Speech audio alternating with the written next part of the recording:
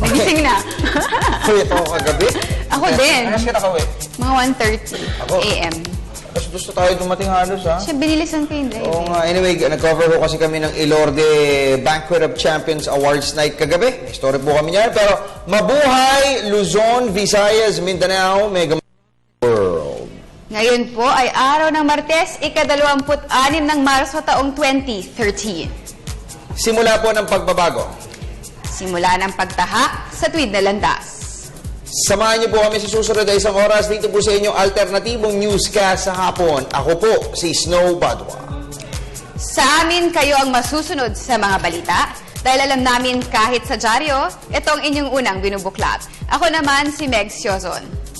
At ito po ang PTV Sports. Sa ulo ng ating mga nagbabagang sports balita. ticket patungong AFC Challenge Cup proper sa Maldives sa susunod na taon. Pag-aagawan ng Philippine Ascals sa Turkmenistan ngayong gabi. Ring return ni Manny Pacquiao sa Setyembre. Kumpirmado na. Pakanting corona ng WBO Asia Pacific Super Featherweight Division. Napasa kamay ni Pinoy youngster Juan Martin by Elorde. Defending champion Miami Heat. 6 na magkakadikit na panalo na lang para mapantayan ang longest winning streak sa kasaysayan ng National Basketball Association o NBA. World number 1 Serena Williams pasok na sa quarterfinal ng Miami Tennis Masters sa Florida. At bid ng Tokyo para sa hosting rights ng 2020 Summer Games. Suportado ni American multiple Olympic gold medalist Carl Lewis. Yan po ay mga headlines pa lamang. Detalye ng mga nag-uumusok na sports balita. Narito na. Tayo po nadidinig din ng live sa DZSR Sports Radio 918 sa snowbadwa.com at napapanood worldwide via internet streaming sa www.ptv.ph. Sa football, handang-handa na ang Philippine Ascals para sa importanteng laban kontra Turkmenistan sa huling araw ng Group E match ng AFC Challenge Cup qualifiers sa Rizal Memorial Football Stadium. Sa pangunguna ni star forward Philly ang husband na nagbaon ng 4 na goal sa laban kontra Cambodia noong isang araw. Marami ang umaasa na makakabawi ang Pilipinas mula sa nalaguan sa kamay ng Turkmenistan sa AFC Challenge Cup proper noong isang taon. At Neil Etheridge hindi palalaroin, hindi gagamitin ni Coach Michael Wise. Ang karagdagang detalye hatid ni Miss Cristabel de Leon. Malaki ang tsansa ng Pilipinas na makabawi sa Turkmenistan sa final day of action ng AFC Challenge Cup qualifiers sa Rizal Memorial Football Stadium mamayang 7:30 ng gabi. Sa panayam ng PTV Sports, ibinunyag ng isa sa mga scouts ng Ascals na si Aris Caslib na maraming intangibles na bitbit ang Pilipinas ngayon sa aspeto ng bentahe sa match-up. Una ay walang pressure na nakaatang sa balikat ng mga Pinoy booters, lalo pat isang draw na lamang ang kanilang kailangan upang makasungkit ng slot para sa AFC Challenge Cup proper sa Maldives sa susunod na taon. Situation kasi ngayon is more of a mental game. Our team knows that we only need a draw. Second, if we lose, we still have the second angle of finishing one of the best second in the competition. Naniniwala rin si Caslib na di hamak na mas malakas ngayon ang lineup ni Coach Michael Wise dahil halos kompleto sa pyesa ang koponan. This is the best Philippine team assembled over the years. No? Second, you have 2 very strong attacking players in the name of Patino and Stephen Stroke. Wala pareho yan last time, no? Yeah, oo. Pangatlong reason is we're playing in the home court, home field advantage.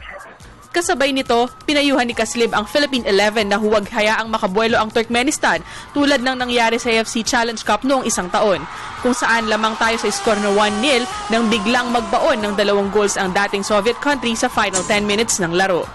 Dapat nating iwasan is una, complacency sa game. Tapos second, ang tingin kong very crucial is pagka tumatagal ang laban, lalong lumalakas at lumagaling yung mga Turkmenistan. So, ibig sabihin nito, we wanted to see our team playing very good, strong football in the first half for us to hold the second half when the Turkmenistan steps up. Samantala, naman ang kutob ni Caslib na kung maipapatupad lamang ng maayos ng Philippine Ascals ang kanilang battle plan, maaari tayong umani ng 2-0 victory kontra Turkmenistan. Para sa PTV Sports, Cristabel de Leon, Telebisyon ng Bayan. Sa boxing, wala pa sa isipan ni Manny Pacquiao ang boxing at ang tanging pinagkakaabalahan niya ngayon ay ang mundo ng politika. Sa Sa kabila nito, kinumpirma ng Pinoy boxing hero ang kanyang ring return sa buwan ng Setyembre. Pero hindi pa umano napa-finalize kung sino ang kanyang comeback opponent at kung saang lugar ito idaraos. Narito ang report ni Dennis Principe. Mahigit 3 buwan na ang nakalilipas, tila marami pa rin mga Pinoy fans ang hindi matanggap ang dinanan sa 6-round stunning knockout loss ni Manny Pacquiao kay Juan Manuel Marquez. May ilan na nagdududa na baka kargado di umano ng performance-enhancing drugs si Marquez, kaya't bigla nagkaroon na nakabibilib na knockout power. Isa na rito si long-time boxing analyst Hermie Rivera na nagsabing marami ang hindi kumbinsido sa panalo ni Marquez, lalo pa sa mas mababang 140 pounds ang Mexican counterpuncher ng labanan si Pacman. Remember, there is this issue of power-enhancing drugs. Yan ang tainted yung victory nito eh. Alam mo naman yun eh. Matagal na natin kinakalkal yan. Pero nang mismo si Pacquiao na ang hingan namin ng pahayag, ito ang kanyang naging reaksyon. Talo talaga ako. At bagamat aminado si Pacquiao na gusto niya makabawi kay Marquez, mas nakafocus naman umano ang atensyon niya ngayon sa kanyang political career, lalo pat papalapit na ang 2013 midterm elections. Pero pamirong binanggit ng fighting congressman sa PTV Sports kung sino ang kanyang magiging comeback opponent. Wala pa talagang pinag-usapan na pangalan o kalaban. Pero tinitiyak ko, sinisigurado ko na ang kalaban ko, boksingero. Kasunod nito, tiniyak ni Pacquiao na hindi bumababa ang antas ng kanyang kondisyon, lalo pat araw-araw umano siya nagko-conduct ng cardiovascular exercises. Laging naglalaro ng basketball araw-araw. Araw-araw naglalaro so para ma-maintain yung kondisyon. Sa ngayon ay kumpirmado na ang ring return ni Pacquiao sa Setyembre at ang hinihintay na lamang ay kung sino at saan lugar gaganapin ang bakbakan. Para sa PTV Sports, Dennis Principe, Telebisyon ng Bayan. Good luck sa iyo, Idol Manny Pacman Pacquiao. Salamat sa iyong panonood at sa iyong entourage. At kay Aljo Haro na rin. Muling binigyan pugay ng pamilya ni Pinoy boxing legend Gabriel Flash Ilorde ang mga Filipino fighters na kuminang ng husto sa nakalipas na taon sa 13th Gabriel Flash Ilorde Memorial Awards Banquet of Champions. Pare-parehong ginawaran ng Boxers of the Year honors sina World Champions Nonito Donaire Jr., Brian Viloria, John Riel Casimero at Donnie Nietes. Gayun din si former WBC Flyweight King Sunny Boy Haro. Kasunod dito, naniniwala naman ang byuda ni Flash Ilorde na hanggat may Pino, magpapatuloy ang pagsibol ng mga boxing champions ng bansa. Para sa karagdagang detalye, yan ang tinutukan ni Miss Cristabel De Leon. I mean, sir, that's a sport that the poor man can get. Hanggat may mahirap na Pilipino, hindi mawawala ng boxing champion ang Pilipinas. Ito ang katagang namutawi sa bibig ng byuda ni Pinoy boxing great Gabriel Flash Ilorde nang matanong ng PTV Sports kung kaya bang i-sustain ng Pilipinas ang patuloy na pag-agos ng boxing talents. Well, because I think like now you see them striving, working hard, training, because that is the only way for some unschooled boys to get out of the conditions they are in. Ibinunyag rin ni Ginang Laura Ilorde na malaki ang paniniwala ng kanyang asawa na bukod sa professional ranks, kaya ring mag-excel ang mga Pinoy boxers sa Summer Olympics. He wouldn't be helping other boxers if he didn't believe in that. Sa panig naman ni event organizer Liza Ilorde, hindi lamang pagdiriwang ng kaarawan ng kanilang ama ang tao ng event, kundi pagbibigay-pugay rin sa paghihirap at sakripisyo ng mga Pinoy boxers. The Ilorde family have been continuing the legacy that Daddy left behind, and we're supporting all the Filipino boxers to become champions and follow in his footsteps and become world champions someday. Samantala, tumayong panauhing pandangal naman ng Ilorde Awards Night si Pinoy boxing icon Manny Pacquiao na nagpahayag na ang kabiguan sa ibabaw ng ring ay bahagi ng buhay ng isang boksingero na dapat maging tuntungan tungo sa pagsasakatuparan ng mga pangarap sa buhay. Kabilang sa mga tumanggap ng mataas sa parangal sa taunang okasyon ay sina WBO Super Bantamweight King Nonito Donaire Jr., Unified Flyweight Champion Brian Viloria at World Light Flyweight title holders John Riel Casimero at Donnie Nietes. Para sa PTV Sports, Cristabel De Leon, Telebisyon ng Bayan. Samantala, binigyang aksyon naman ng apo ni Gabriel ang 13th Banquet of Champions Boxing Awards Night sa Sofitel kagabi. Sa harap ng daang-daang awardees at bisita ng okasyon, inilabas ni Juan Martin Bay Ilorde ang matapang na dugo ng kanilang lahi. Sa opening bell pa lamang, ay pinalamo na ni Ilorde ng mabibigat na right hooks at flurry of jabs ang halos nawindang na si Maksasay Sitsaithong ng Thailand. Ilang ulit na pinupog sa corner ni Ilorde ang karibal sa pamamagitan ng pagpapaula ng 3-punch combination. Subalit, kahit anong sidhi ng atake ng 28-year-old puncher, ay talagang naging matibay ang Thai rival. Pero matapos ang 12-round encounter, pinaburan si Ilorde ng tatlong mga judges sa score na 97-93, 98-92 at 98-92. Dahil sa panalo, nasungkit ni Ilorde ang WBO Asia Pacific Super Featherweight belt, kasabay ng pag-improve ng kanyang record na 14 wins, 6 by knockouts at 1 loss. Congratulations sa iyo, Bay Ilorde, at kay Ma'am Lisa sa late meal. Sa boxing pa rin, tila malapit nang matupad ang pinapangarap na title shot ng kampo ni Pinoy minimum weight number 1 contender Denver the Excitement Cuello.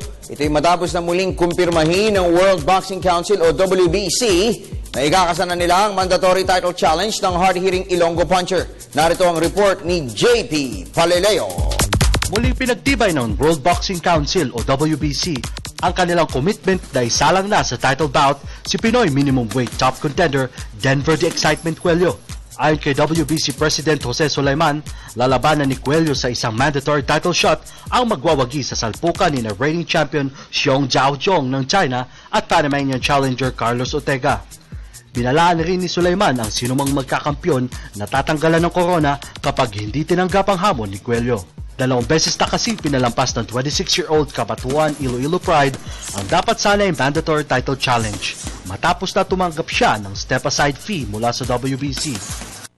Sa pagkakataong ito, matigas na sinabi ng handler ni Cuello na si Al Joharo na hindi na sila papayag na magparayang muli. So wala siguro ka magparaya dahil matagal-tagal na. For how many years na kami naghihintay. Siguro hindi na. Itong opportunity na to talagang i-cover namin. Hindi rin ikinubli ni Haro ang kanyang labis na katuwaan matapos na kumpirmahin ng WBC ang nalalapit na title fight ng kanyang prized pupil. Inintay ko lang yung confirmation kung tuloy yung May 25 para sa world title. Nagkaayos na naman kami ng WBC, so masaya na tayo ngayon. Sa ngayon patuloy ang pagpapapawis ni Cuello sa Haro Boxing Gym sa Binangon ng Rizal bilang paghahanda para sa kanyang tune-up bout sa Japan sa susunod na buwan. Para sa PTV Sports, JP Palileo, Telebisyon ng Bayan. Lipat tayo sa international basketball. Bagamat tila nakakaramdam ng pagod sa paulit-ulit na ensayo ang karamihan sa mga miyembro ng 17 Las Pilipinas pool, tiwala pa rin si National Coach Chot Reyes na makukuha ng kanyang mga players ang tamang forma bago ang FIBA Asia Men's Championship sa buwan ng Agosto. Binubuo ng mayorya ng mga PBA superstars, kinakailangang tumapos na kabilang sa top 3 sa FIBA Asia Joust ang Philippine Quintet upang maisakatuparan ang kanilang misyon na muling makapaglaro sa World Championship sa Spain sa susunod na taon. Nagbabalik si Dennis Principe. Aminado si Gilas Pilipinas head coach Chot Reyes na nagiging boring na ang paulit-ulit na training na ginagawa ng mga miyembro ng National Training Pool sa huling 7 sessions nito. Ayon kay Reyes, iniinda ng karamihan sa kanyang mga players ang pagod dahil nag-iensayo din ng mga ito sa kanilang PBA ball clubs. Tuwing Lunes ng gabi ang schedule ng Gilas Training Pool. Ngunit madalas pa din ay hindi nakapupunta ang ilang players ng 17-man pool dahil naglalaro din ang mga ito sa kasalukuyang PBA Commissioner's Cup.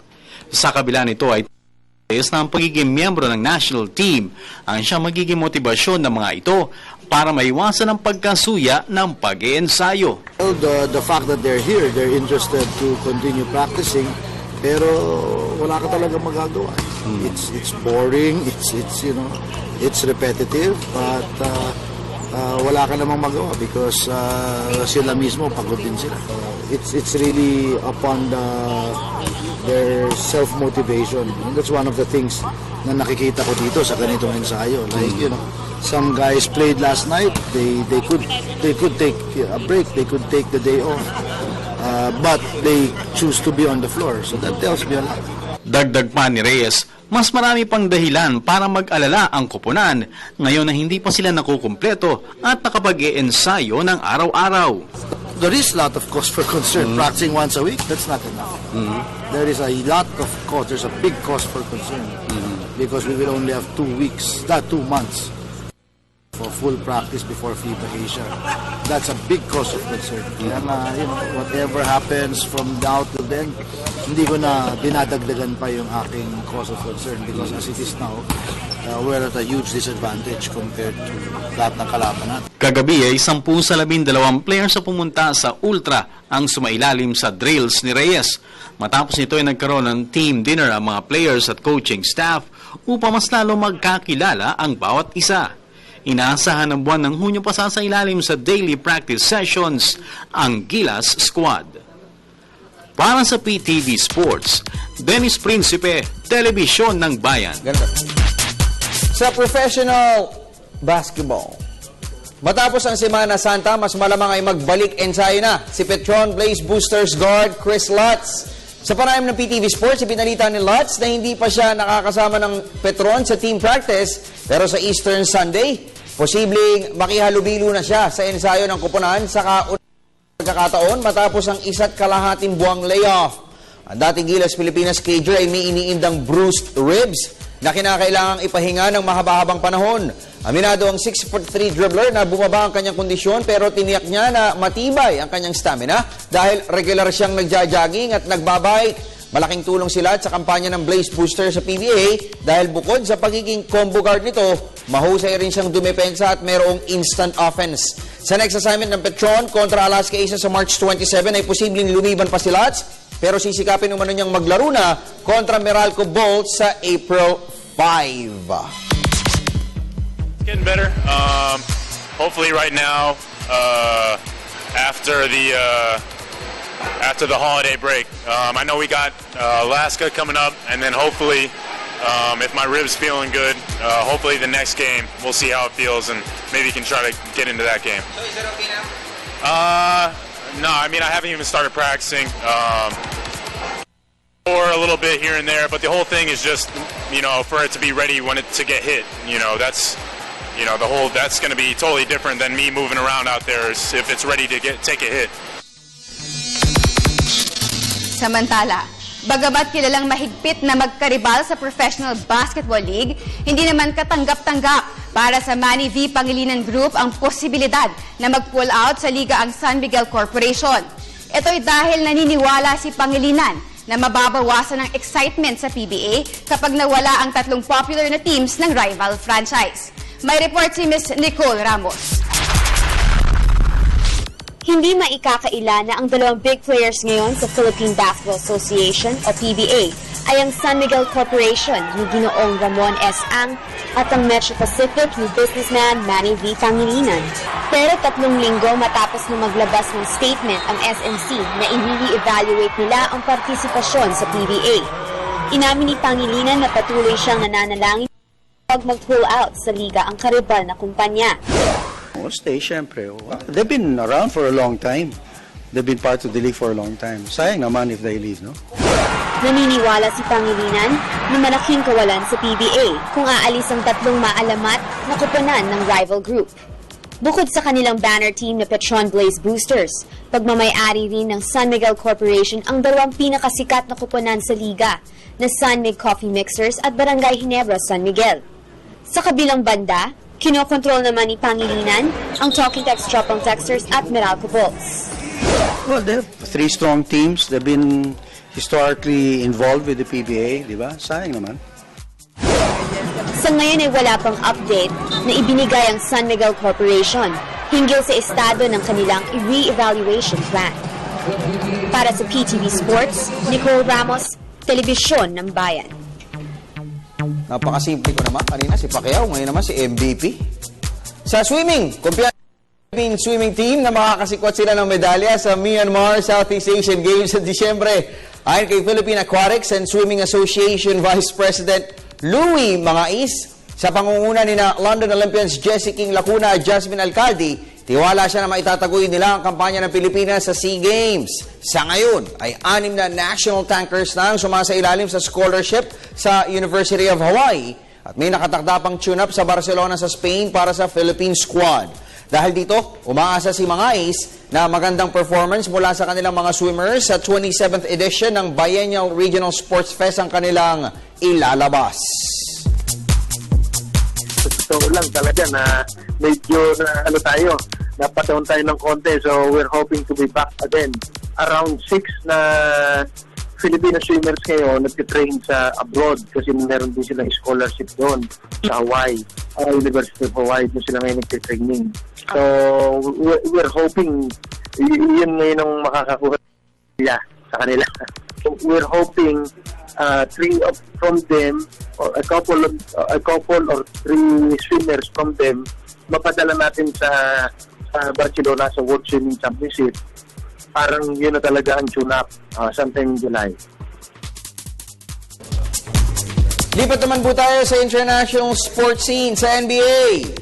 Yung sa Axel hintayin mo lang Boss Jacob Sa NBA, unti-unti nang lumalapit ang defending champion Miami Heat sa kanilang asam na mapantayan ng longest winning streak sa kasaysayan ng National Basketball Association o NBA. Sa pangunguna ni League MVP LeBron James na tumikada ng 24 points, 11 assists at 9 rebounds, dinumina ng Miami ang host Orlando Magic 108-94 kanina upang palawigin sa 27 matches ang kanilang unbeaten streak at mga ilangan na lamang ng 6 na magkakadikit na panalo para mapantayan ang record na 33-game winning run na naitala ng Los Angeles Lakers noong kapanganakan ni Dennis 1971 to 1972 season. Salamat po sa Solar Sports, sa BTV, gayon na rin sa Studio 23 at ABS-CBN Sports sa video po na yan na aming ginagamit. Matapos na mapahiya dahil sa pagsablay ng kanyang huling layup sa huling bahagi ng third quarter, pinamunuan na ni King James ang pagratsada ng Heat ng 20-2 run sa loob ng 4.5 minuto ng laro. At mula po dito ay hindi na nakabalik pa sa laban ng Magic. Dahil po sa panalo, galing ni LeBron, kahit sasakang-sakang drumibol. Umangat po sa 3 laro ang bentahe ng Miami sa closest rival na San Antonio Spurs sa labanan para sa top seed, papasok sa playoffs ng NBA. Samantala, tunghayan naman natin ang iba pang mga tampok na balitang sports sa labas ng bansa sa report ni JP Palileo.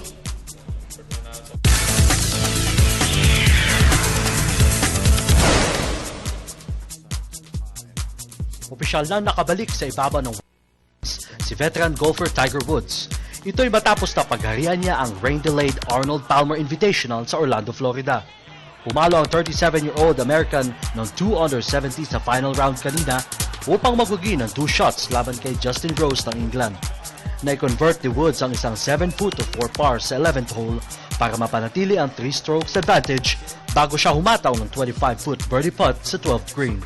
Siya ay nagsumite ng 4-day aggregate score na 13 under 275 upang makamit ang kanyang pang-8 titulo sa Bay Hill event at mapantayan ang PGA Tour record na naitala ni Sam Snead sa Greater Greensboro Open noong 1965. Sa tennis, buhay pa ang title bid ni US Open champion Andy Murray sa men's singles ng Miami Masters sa Florida. Kanina ay pinatalsik ng second-seeded Scotsman ang lower-rated rival na si Grigor Dimitrov ng Bulgaria 7-6 at 6-3 tungo sa pag-abante sa 4th round ng hardcore tournament. Mula sa 5-2 deficit sa opening set, nakabalik sa laban si Murray sa pamamagitan ng pag-angkin sa sumunod na 3 games bago niya dinumina ang tiebreaker sa score na 7-3. Sa second set ay tuluyan ang kinontrol ng 25-year-old netter ang laban kung saan 2 pa niyang na-break ang Bulgarian opponent. Ang susunod na makakabaga ni Murray ay 16th seed Andrea Seppi ng Italy na namayani naman laban kay Tomas Bellucci ng Brazil. Sa Miami Tennis Masters pa rin, pasok na si world number 1 Serena Williams sa quarterfinal ng women's singles. Ito'y matapos na dispatsahin niya si 13th seed Dominika Cibulkova ng Slovakia 2-6, 6-4 at 6-2 kanina. Napag-iwanan muna si Williams sa score na 2-6 at 1-4 bago siya rumatsada ng 5 magkakadikit na games upang ipuwersa ang third and deciding set. Isinelyo ng 31-year-old smasher ang panalo sa pamamagitan ng paghataw ng 3 aces sa final game na match. upang maikasa ang pakikipagsagupa kay 5th seed Lina ng China sa susunod na round.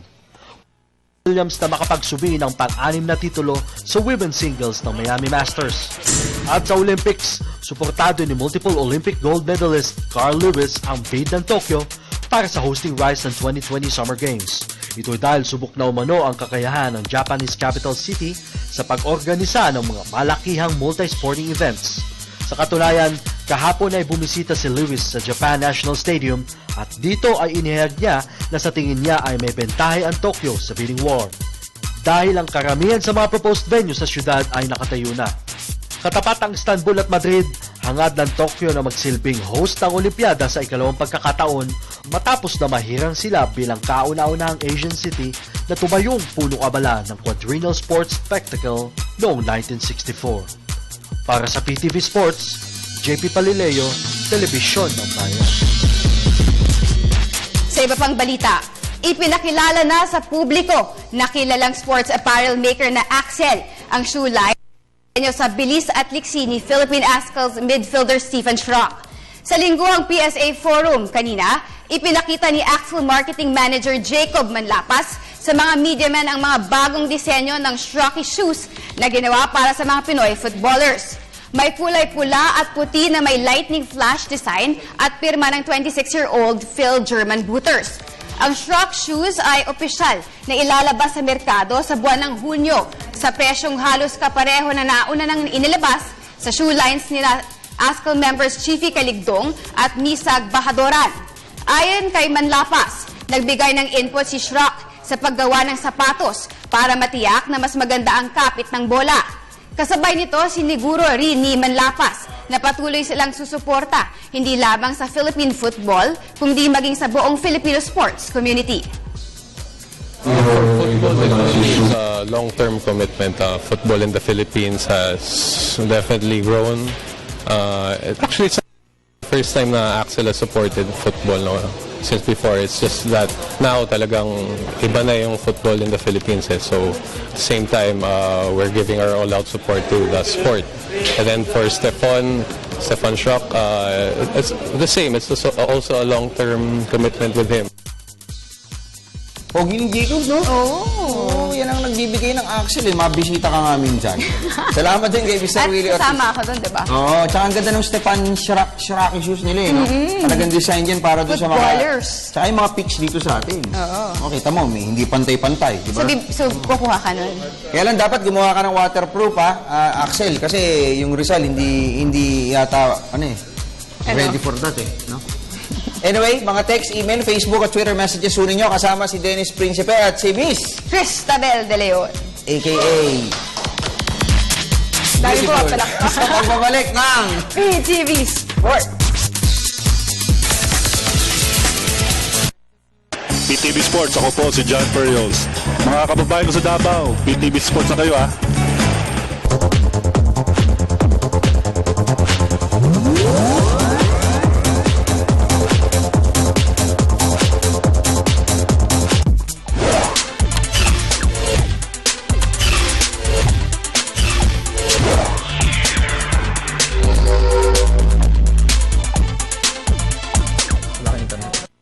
Balik ang pinakamalawak na sports newscast sa bansa. Ito ang PTV Sports. Sino ka? I'm Cristabel De Leon. Ano nga si Dennis Principe? Bakit mo wala si Nicole? Kasi... Working. Shooting naman sila. Working. O, ito bayanin nyo, this week wala tayong home court. Home court. Next week. Kasi, Biyernes Santo na po yun, eh. No? So, next week, ang i-feature natin is... Kay Arwin Santos. Uy! So, nag-shoot na sila ngayon, no? Ay. Hey, Mr. Sproul! Okay, padala na ako kayo ng mga text messages. Padala na kayo ng mga text messages sa amin. Simple lang po ang gagawin ninyo. Meron ho kayong 4 na procedures kung paano po gagawin dyan. Pakita mo nga. Direct. Kaya naman, i-type ang facebook.com/PTV4Sports or follow us on twitter.com/PTV4Sports or email us at ptvsports@mail.ptv.ph. You can also send in your messages via text. Just type in radio space SR space name space your message and send it to 2311 Touch Mobile or 350 naman for smart and talk and text users. Every message successfully sent is worth 250 pesos. Ayan, 2 pesos and 50 centavos. Okay. Centavos. Okay, so ito na. Patay tayo dito. Ang lolo ko internet. Okay. Basa muna tayo. Sige, pakita mo nga direct. Sabi niya, sobrang dikit. Sobrang dikit ng standing sa PBA. Ask ko lang po, nakakailang Grand Slam na po ba ang Alaska? Good luck sa laro ng Alaska bukas, Coach Luigi Trillo. Hey, next. Next. Bukas ba? Yung Grand Slam. Yung once pa lang. Once pa lang ba? 2.5. No bad one. Pwede mo sabihin Yes. 2.5. Pwede na pa-game tomorrow versus Petron Blaze Boosters. Mabigat. Yes. Mabigat yan. Mabigat. Oo nga, Kaya napansin. naman, Pero yung Alaska po, dapat dalawa na yung Grand Slam nila. Yan nga po yung ipinangangalandangan ni Mr. Wilfred Huitison. 98. Yung Centennial. Kasi napanalunan na nila yung second tsaka first tsaka second conference. So yung third pwede yun nila makuha, but they sacrifice yung kanila pong campaign, lending yung core ng kanilang team, sina Jeffrey Carriazo, Jojo Lastimosa, Kenneth Duremdes, Johnny Abreu, and Coach Tim Cone. Oo. So, noong 1998 yun, dun sa Gilas Centennial team natin. Wala pang Gilas noon, Centennial team pa. Centennial. Okay. alright. Okay. So, basa tayo ng mga next messages pa ninyo. Yung mga nasa bandang baba na tayo. Okay? Good PM, Snow Dennis and Beautiful Nicole. May trade po ba sa PBA at sino po ang leading sa MVP race sa NBA? At sana best of 7 semis at finals ng PBA. Okay, Dennis. Sa NBA. May, sa NBA ba? Sa NBA, sa PBA MVP. Sa NBA naman kasi walang mga stats dyan eh. Yung number 1, number 2, number 3. Ano yan, botohan ng mga sports writers pagdating sa... Well, siguro leading na dyan si LeBron James. Dahil yung mga victories ng Heat, particularly yung last 4, siya po yung talagang kumakabayo eh. No? Siya yung Ranjan dyan, right? Siya yung kabayo talaga. And? Ang saan ba? Trade? Trade. Parang yung dati pa rin eh. Mukhang medyo nadadagdagan na ng mga players eh. Yung mga global na yan. Tsaka may mga may mga tawag dito, may mga parang mga nababanggit na mga bago. Pero pagka tinanong ninyo, ayaw naman nung i-confirm ng mga owners, no? Tsaka ng mga officials. Di ba, Dennis? Pero mukhang mukhang malaki itong susunod. Bakit? Malaki. Bakit? Malaki mga pangalan eh. Bakit? Ando na ba si Kirby? Matatangkad. Medyo... Pero merong in fairness, merong isang trade deal po ngayon ng parang iwino workout.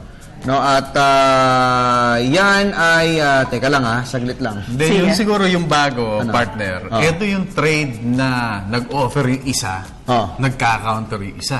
May sisingit naman na isa, sali ako dyan. Mga ganon. Magiging 3-team trade. Problem. What's your problem? What you like? At saka yung niyan Dennis, yung niyan, teka, nag-IP address mo kami, baka kami nagkukwentuhan. Huwag nyo halatain na kami po'y nag-SSF na. Anyway, so yung isa po, may isang trade po kasi na wino-workout na depende po kasi ito. Kasi yung isang team na nag-aalok ngayon, yung dating ayaw magpa-trade. Hindi kuryente yan. Hindi ko kuryente yan. Totoo yan. Okay? Confirmed. So, yung kung nagpapatrade na yan, yung dati nakikipag-trade na yan, ayaw, tinanggihan. Natalo sila. Tapos na yung 4-game yata, 3-game winning run nila. Sobra pa. Oo. Ngayon, yung inaalok po nila, yun naman yung may 4-game winning run ngayon. Oo. 4-game winning run. Ayaw na nung may 4-game winning run, ayaw muna silang pansinin. Kasi magularo ko usap. Oo. Yun ang deklarasyon. Hindi nakakala mo. Parang binabai yung coach niyan eh. Yung pabago-bago isip eh, ganun. Oo. Personal yan may coach hindi may ari. Okay. So, yung yung ngayon, yung kausap ngayon itong naputol yung winning streak. Yung naputol yung streak, Dennis. Ayaw mo kami, Bo. Sige. Okay. Sabi ko ganito na lang eh. Porkit marami ka na ipon. What you like? Whatever. Your pet player. Ganon. Hindi, ngayon, itong naputol yung winning streak na to, may kinakausap ngayon, natuloy-tuloy yung losing streak. Losing streak, aba? May losing streak ilan lang ba? 2. Tapos ang kinukuha niya, may winning streak, 1. Huli ka na. Tapos yung kinukuha ngayon, may isa pa, Barako, tsaka yung global. Di ba? Hindi. Losing, global, Barako. 2 winning streak. Losing. 2 winning, may losing. Ano ba yung winning? Minsan yung winning, hindi kasali ron. Ano ba yung winning? Panalo.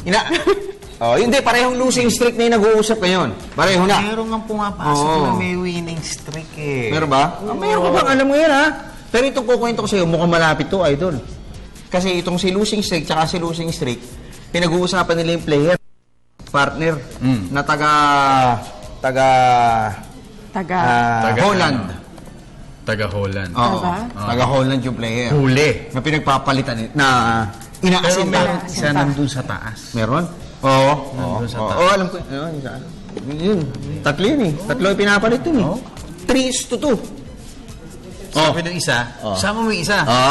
3:2. Okay. Ibig sabihin, ang point natin is, hindi yung, kasi, di ba, pag nag-offer, isa, hindi, ayaw namin. Yun, walang ano yun.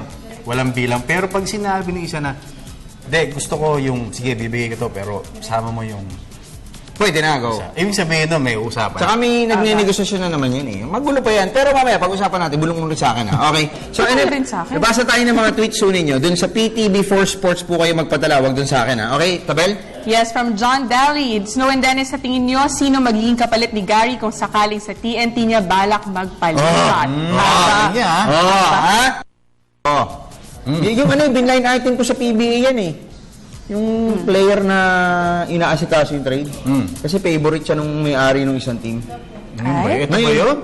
Ngayon, yung isa naman nung mayaman din na team, gusto rin siya. Ba't may team ba mahirap? Pero hindi, iba si Gary Meron ba team na mahirap? Wala. Sige. Tapos yung hindi, pero hindi si Gary to. So ano yung tingin mo, si Gary? Sino pwede ipalit sa token text? Token text, tingin ko token text hindi pa pasok sa trade? Sa ganyan. Hindi. Pero kailangan nila ng 2 ngayon.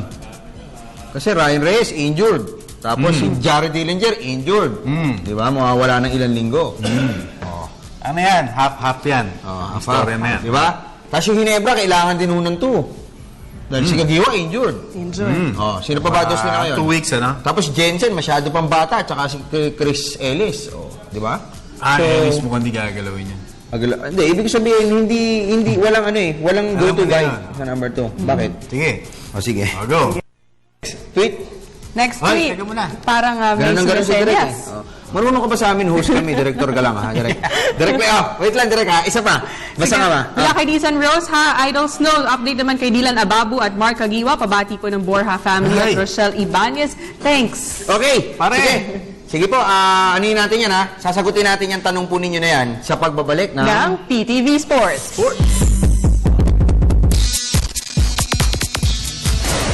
Ako po si Manny Pacquiao, kayo po ay nanonood sa PTV Sports.